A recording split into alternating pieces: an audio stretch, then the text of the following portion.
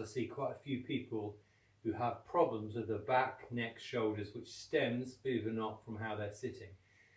You may not think something as sort of lower effort or low energy input as sitting can cause you problems, but let me assure you, it's a sort of like dripping of the water on the stone that wears the crack away. It's not the intensity of the activity, but the length of time that people spend doing it. Ideally, if you're looking, say, our TV's over there, fine, if you sit like this, then it's a fairly minor turn, and your back's straight, you can move around, you can shift, you can change.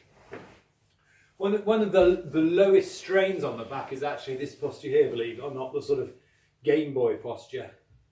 There's very little strain through the back there, but what there is, which isn't good, is a lot of pooling of the abdominal organs and total crushing of the lungs there, which you're just resting in exhalation. Which is not positive energetically. It's not a positive position for your body. Ideally, you want your organs to be draining.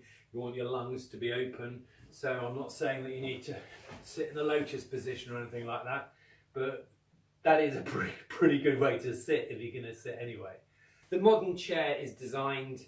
Is a bit of a nightmare, and it's not designed for the human body. It's designed to be sort of laid on some kind of Roman couch. But if you want to sit in it properly, you really need to build up at the back, and one cushion isn't enough. You need like two cushions, and then ideally you'd be sitting like this. As soon as you let your feet out like that, yeah, you create a big lumbar curve through the base of your back. And then the vertebrae start to inch backwards in that position. It's a bit like if you've got a stick and you pull two ends together. Eventually it snaps and fires towards the bend, and it's the same here. Obviously your back's not going to snap, but as you bend like that and sit like that and relax over time, you don't have very good core muscles, it all settles in. What actually happens is mechanically you start to change the function of the lumbar lordosis. The lumbar lordosis, the curve in your back, moves lower, and then it increases the chance of you having functional back problems. The other thing you can do, which works well, is sit on with a footstool, which I have here. You don't need one quite as massive as this, because if you do, you hardly ever blooming use it. So what you do is sit like that.